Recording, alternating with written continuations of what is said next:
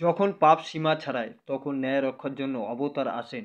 আজকের গল্পে শুনুন নরসিংহ রূপে ভগবানের সেই অবতারের কাহিনী, যিনি দেখিয়েছিলেন অন্যায় যতই বড় হোক সত্য একদিন জিতবেই। শুনুন তাহলে গল্পটি বলছি। অনেক বছর আগে হিরণ্যকশিপু নামে এক অসুর রাজা ছিল। সে খুব শক্তিশালী ছিল এবং সে ভগবান ব্রহ্মার কাছ থেকে বর পেয়ে গর্বে অহংকারী হয়ে গিয়েছিল।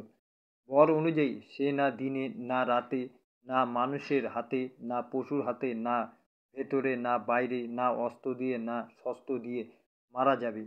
এই বর পেয়ে হিরণ্যকশিপু নিজেকে অমর মনে করতে শুরু করে এবং সবাইকে তাকে ভগবান বলে পূজা করতে বাধ্য করে। কিন্তু তার নিজের ছেলে প্রসাদ ছিল ভগবান বিষ্ণুর একান্ত ভক্ত। প্রসাদ সবসময় বলতো ভগবান বিষ্ণু সর্বত্র আছেন।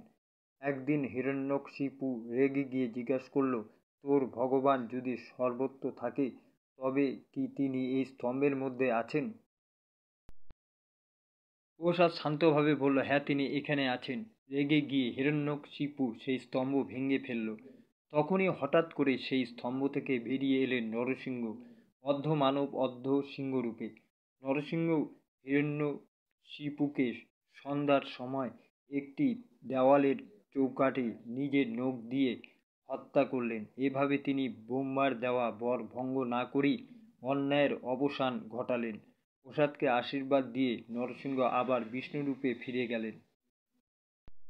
এই ছিল নরসিংহ অবতারে রোমাঞ্চক গল্প। যদি মনে হয় সত্য আর ন্যায়ের জয় দেখতে ভালো লাগে, তাহলে গল্পটা বন্ধুদের সঙ্গে শেয়ার করো।